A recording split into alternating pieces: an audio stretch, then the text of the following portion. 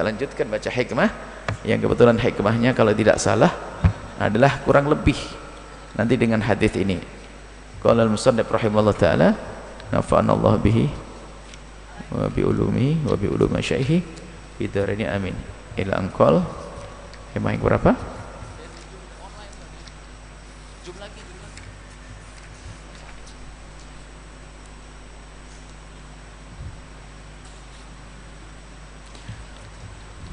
Bismillahirrahmanirrahim. Al-hikmah, hikmah yang ke-18. Ihalatukal a'mala ala wujudil faraghi min ru'unatin nafsi.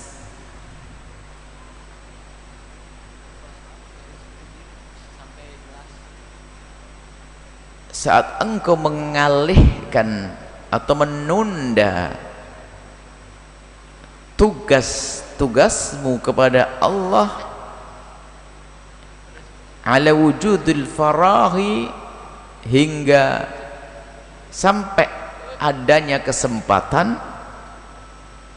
maka itu min ru'unatin nafsi, termasuk dari kekotoran jiwa yang menutupi hatimu.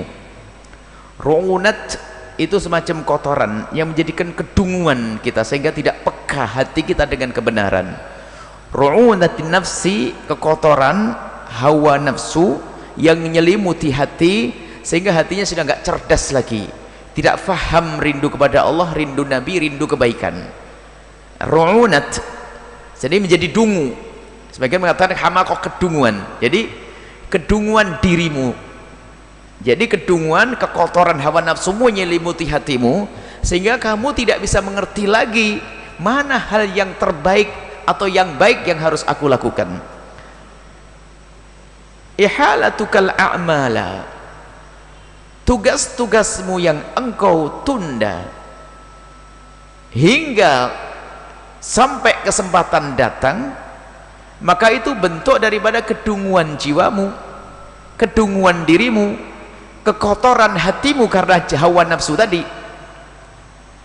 Kita punya tugas, yaitu mengabdi kepada Allah. Sudah selesai. Wa ma khalaqtul jinna wal insa illa liya'budun. Tugasmu adalah mengabdi kepada Allah. Ikrar kita setiap saat adalah inna salati wa nusuki wa mahyaya wa mamati, hidupku matiku lillah, karena Allah, untuk Allah subhanahu wa ta'ala. Baik, artinya hendaknya kita sadar itulah tugas kita. Adapun model, bentuk aktivitas yang Allah berikan kepada manusia berbeda-beda, tapi biarpun berbeda-beda adalah hendaknya semua mengarah kepada pengabdian kepada Allah subhanahu wa ta'ala. Tujuan sama, cuman perangkat yang Allah berikan berbeda-beda.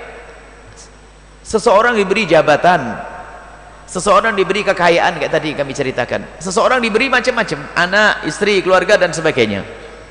Baik, itu semua hendaknya dijadikan menuju kepada Allah subhanahu wa ta'ala. Baik, sekarang ada orang menunda pengabdiannya kepada Allah hanya karena nunggu selesai daripada pekerjaan yang bukan untuk Allah. Contoh, diberi oleh Allah memberikan kewajibannya untuk mengabdi, beribadah, termasuk ngaji dan sebagainya. Tak tanya dia beralasan apa? Nanti aja deh, saya mau, ini ada proyek besar nih, usaha saya ini harus, ini kesempatan emas. Waduh, bahasanya seorang motivator, kesempatan tidak datang dua kali. Wah, ini dipakai lagi nih. Akhirnya apa? Kerja mati-matian. Ayo hadir pengajian kita ini kesempatan emas, nanti belum tentu datang kedua kali. Gimana tidak dianggap dungu orang itu? Memangnya kamu ngaji juga ini bukan kesempatan emas? Bahkan kalau kematian datang nggak bisa ngaji lagi, kan begitu. Berbuat baik kalau sudah datang kematian nggak bisa berbuat lagi. Sehingga banyak orang terus di saat diajak berbuat baik selalu menunda. Contoh saja, Banyak contoh kalau kita membuat, misalnya ada orang diberi usaha bisa membuat satu toko kecil, banyak hasilnya, diajak orang berbuat baik, ayo infak dengan hartamu, tokomu sudah jalan, ntar saya akan gedekan dulu, nanti semakin gede untungnya semakin besar, biar saya berbuat baik lebih banyak lagi. Nggak sempat sedekah, buat lagi toko 2, setelah 2 ada kesempatan lagi karena tokonya semakin gede, koneksinya semakin besar, akhirnya apa? Wah, buka supermarket. Nggak sempat sedekah, akhirnya apa? Ayo sedekah ya Ustaz, ya Pak Haji, sedekah ini penting, masjid perlu bangunan pondok. Ntar ini kesempatan emas, kebetulan ini ada kesempatan, ada bagian apa datang ke saya, mending saya selesaikan ini dulu, nanti insya Allah kalau ini goal, waduh bahasanya beres, saya akan bantu bangun masjid, bangun pondok berapa miliar, tidak ada masalah. Bangun lagi, bikin supermarket 1, dengar ada, wah, temanmu sudah berhasil 17 supermarket, bingung lagi dia, oh kembang lagi dia, tak taunya apa, bangun supermarket yang ke-20, belum 21, sampai kapan kira-kira, tidak ada ujungnya. Mati sudah. Mau apa yuk? Runatun nafs. Ini kita buat dari yang kecil, sama. Jangan sampai kalau berbuat untuk Allah itu nunda nanti hari ini waktumu. Kalau seandainya dirimu kita punya uang misalnya hari hanya 10.000, apa nggak bisa kemotong 100-200 rupiah hari ini juga, nggak usah nunggu nanti. Kalau kita punya penghasilan 10.000, potong hari itu juga, jangan nanti. Ya kalau nanti milik kita, baru disimpan mati, diwaris, mau sedekah apa nanti? Jabatan, nanti aja kalau saya pensiun. Pensiun sudah banyak, gajinya turun, pengaruhnya sudah nggak ada, sering kontrol dokter lagi, mau apa ya? Nunggu pensiun. Jadi justru di saat diberi jabatan semestinya lah ini loh, bisa nunda nanti, kan banyak orang nunda, nanti saja deh, nanti sajalah. Ayo belajar ngaji, nunggu pensiun, nunggu tua, nunggu ini, belajar ngaji, majelis, nanti aja deh, saya belum siap. Kok belum siap? Kerja setiap hari siap kok. Nah ini adalah masuk juga yang dilarang oleh Nabi, masuk tulul amal, panjang angan-angan, seolah-olah dia bisa menjamin kalau dia sampai masa tua. Sekarang kok apalagi nunggu pensiun, banyak orang belum pensiun mati, banyak kok, banyak ceritanya. Maka dari itu lihat saat ini loh, jangan menunda amal untuk kepada Allah sampai esok hari, semampumu. Sehingga sampai dikatakan orang bertakwa yang diberi oleh Allah surga, yunfikuna fis sarra wa dharra, dia berbuat baik tidak nunggu kaya dulu, di saat dia tidak mampu pun dia berusaha menyisihkan. Mau ngaji aja ke at-taqwa nunggu beli sepeda motor, banyak orang nggak punya sepeda motor bisa berangkat ngaji kok. Apalagi nanti ngomongnya, insya Allah kita nabung mobil dulu, nanti insya Allah kalau beli mobil kita bisa ngaji bareng berdua ya. Iya kalau beli mobil, nggak sempat beli mobil ya, nggak ngaji-ngaji lah, itulah menunda. Ini termasuk kedunguan. Karena apa? Belum tentu bulan depan adalah untuk kita, belum tentu tahun depan adalah milik kita. Dengan Allah ya hari ini, mulailah saat ini juga berbuat baik. Kalau tidak, berarti telah menguasai hatimu, telah menutupi hatimu tadi, ru'unatun nafsi, kedunguan, kekotoran hawa nafsu menyelimuti hatimu sehingga tidak kenal Allah lagi. Diajak beribadah nanti, diajak berbuat baik nanti, dan nanti, sehingga apa? Sudah karena mengikuti hawa nafsu, dia tidak bisa berbuat baik, terus mengikuti hawa nafsu. Dan alangkah banyaknya orang yang seperti ini. Maka koreksilah dirimu sendiri. Apakah kita termasuk orang yang menunda-nunda kebaikan? Jangan nunda nanti. So nanti kalau saya sudah punya istri akan ngaji rajin. Seolah-olah kalau saya punya ini, saya punya duit. Sama ustadz pun juga begitu. Santri mondok pulang, ini nunda-nunda. Kalau sudah pulang punya ilmu ya diajarkan, tidak usah nunggu. Hanya penyakitnya apa? Saya akan kerja dulu, nanti kalau sudah mapan saya baru jadi ustadz. Giliran keenaan nggak jadi ustadz, lupa itu. Nah ini kan karena kedunguannya. Dan banyak santri seperti itu dibuai oleh setan, biar kamu jadi ustadz yang nggak perlu minta-minta karena kamu sudah cukup. Ini kadang-kadang bisikan setan seolah-olah benar, tapi tetap dari setan itu. Kamu kalau jadi ustadz jangan minta-minta, maka dari itu kamu kerja dulu biar kamu punya mobil, punya ini dan sebagainya, sehingga nanti apa, kamu jadi ustadz nggak butuh dengan pemberian orang.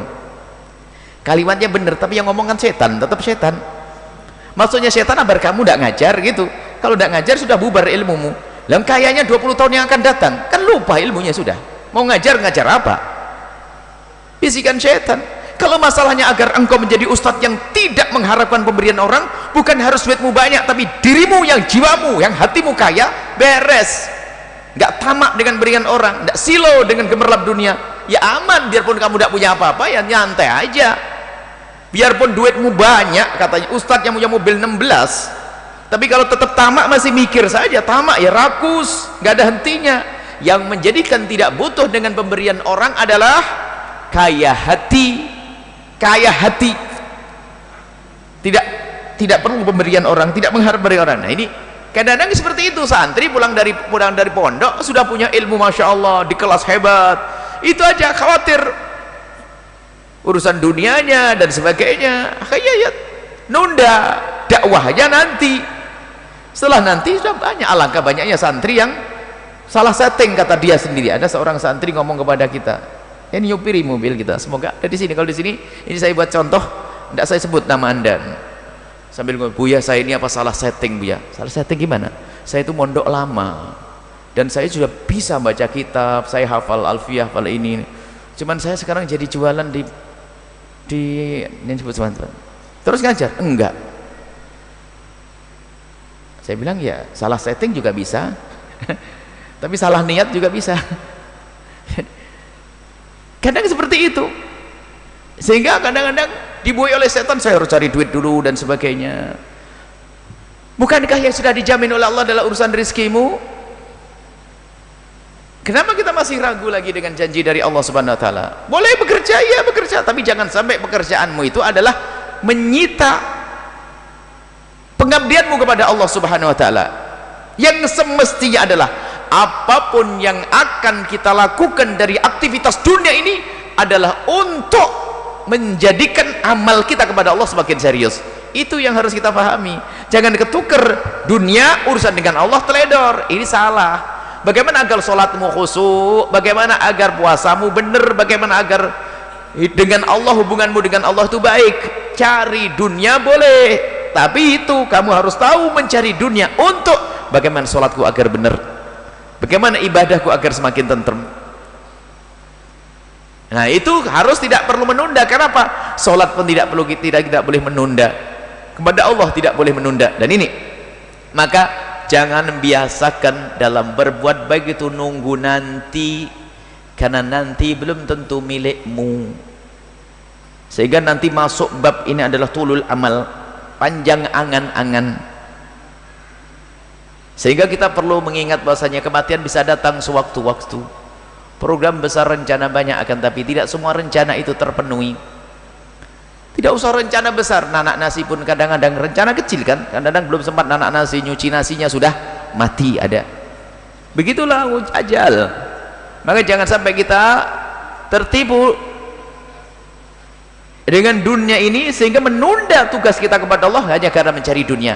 Sehingga kami seru kepada siapapun yang lagi punya jabatan, lihat, jangan nunggu nanti, tidak perlu nunggu jabatan yang berikutnya, belum tentu diangkat lagi.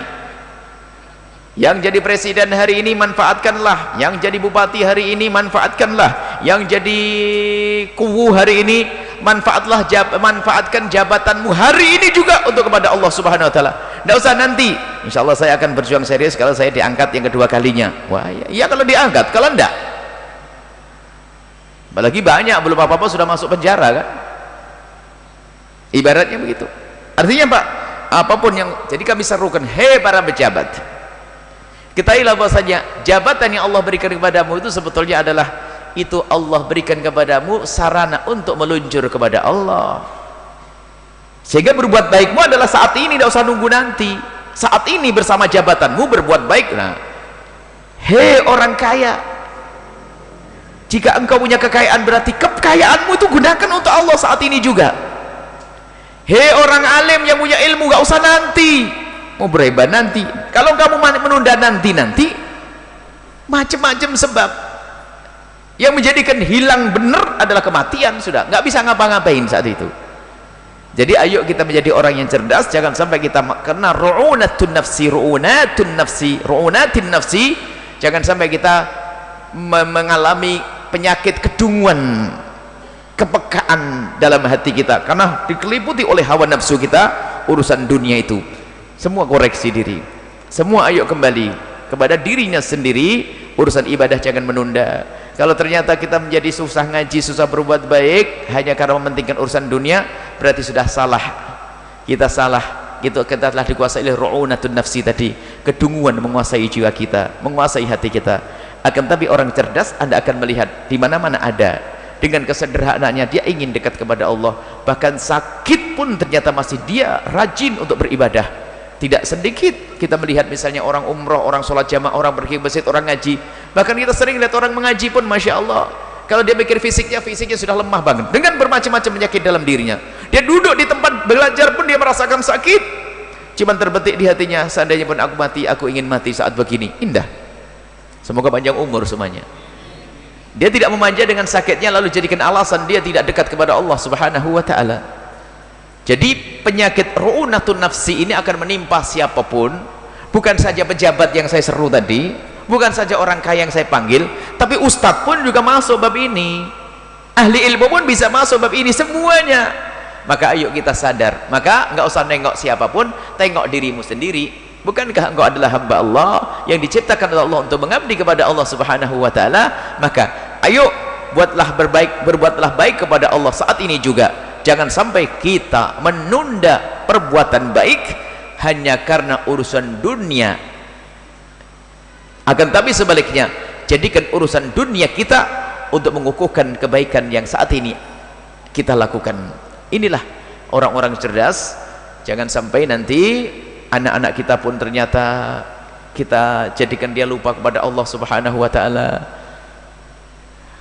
sehingga kita lebih mengenalkan kepada urusan dunia, tidak tahu bahasanya dunianya adalah untuk mengabdi kepada Allah. Dan kalau memang anak kita fahamkan dengan kecerdasan hatinya bahwasanya dia menjadi apapun, hendaknya menjadi apapun untuk mengabdi kepada Allah. Apapun, mungkin anak kita ingin jadi seorang dokter, jangan sampai terlena. Dokter yang tidak kenal Allah, akan tapi harus kita didik dari awal. Kau menjadi seorang dokter untuk apa, nak? Harus ditanya dulu. Saya ingin jadi dokter, ingin. Alasannya dokter prospektif. Orang sakit setiap saat terus duit. Nah, ini sudah salah niat. Coba kalau Anda punya anak untuk menjadi seorang dokter hanya cari duit, Anda telah salah menanamkan niat dalam hati anak-anak. Niat untuk mengabdi kepada orang. Mengabdi untuk orang karena Allah. Mengabdi kepada manusia karena Allah. Lihat hebat putra Anda, putri Anda di saat menjadi dokter, lihat. Karena Allah, maka di saat dia menjalani pendidikan pun tidak akan lupa kepada Allah.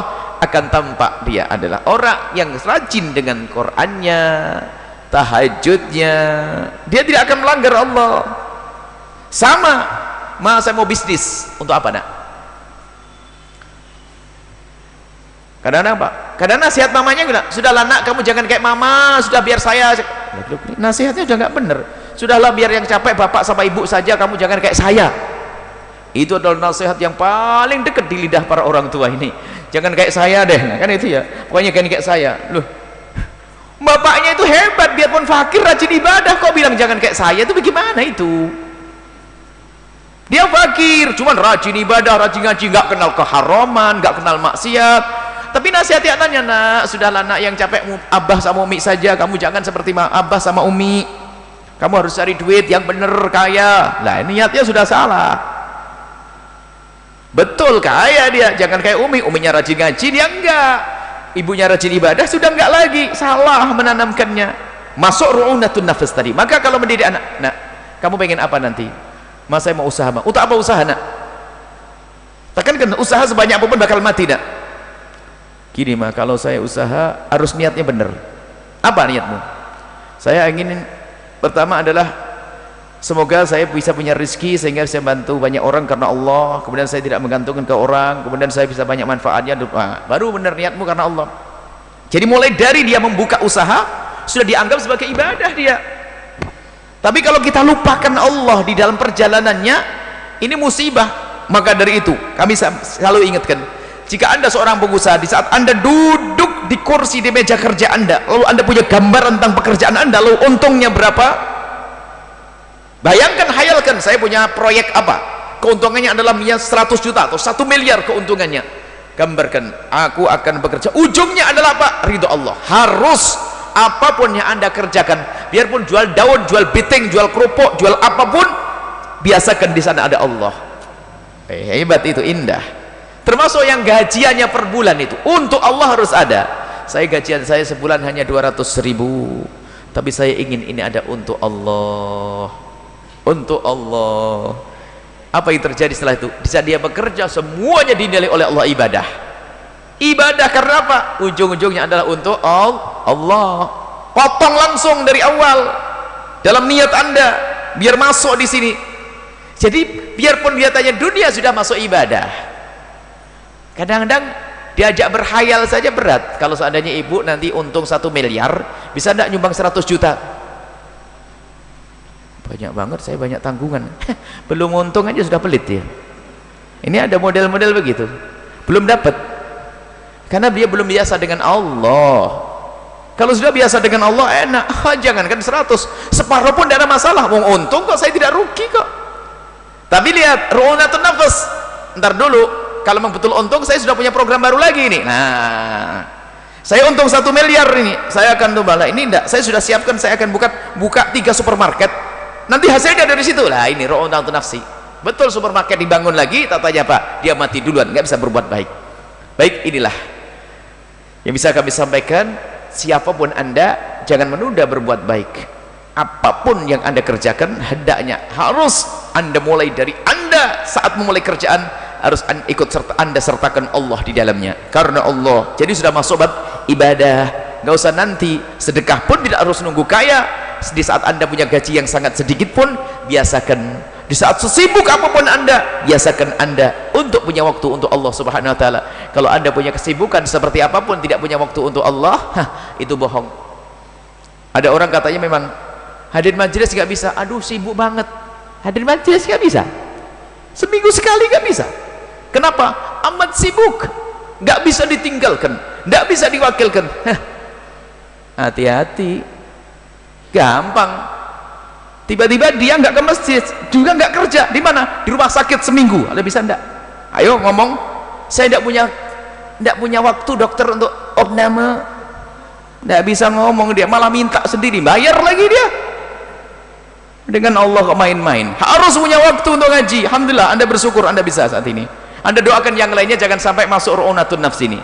Ada banyak alasan karena sibuk sekali, wah enggak bisa. Padahal mobil ada, sopir ada, ini aja, terus kurang apa? Oh, ada orang sakit nggak punya duit, besok yang dimakan aja belum kelihatan, sekarang bisa ngaji, ada kok. Maka orang selamat dipilih oleh Allah. Semoga anda termasuk orang yang dipilih oleh Allah subhanahu wa ta'ala. Tapi jangan sampai kita pun juga membiarkan siapapun yang di kiri kanan kita menjadi orang yang lupa dan lalai. Banyak orang lupa. Kalau ngaji nggak bisa, banyak sibuk katanya, sibuk lagi. Tapi ternyata masya Allah, banyak sebenarnya. Setiap hari kita punya waktu yang pasti. Suatu ketika ada seorang ditanya, ya tuh tidak punya kesibuk. Kamu saya, coba kamu datang ke satu tempat majelis, aduh tidak punya waktu. Kenapa sibuk? Baik, aneh, bohong kalau kamu tidak punya waktu. Kamu tidak bisa ngatur waktu, tidak ada himmah. Coba suatu hari kamu harus duduk di sebuah tempat yang tempat itu paling tidak kamu sukai, 5 menit 10 menit buang air. Ngapain kamu di situ? Mau juga? Bisa juga kan? Pasti bisa. Katanya anda punya waktu, kamu ngapain di situ? Atau sakit? Jadi yang tidak punya waktu untuk Allah, inna ru'unatun nafs, tertibu dia. Jadi jangan sampai ada di antara kita berkata tidak punya waktu untuk Allah, tidak punya waktu untuk ngaji.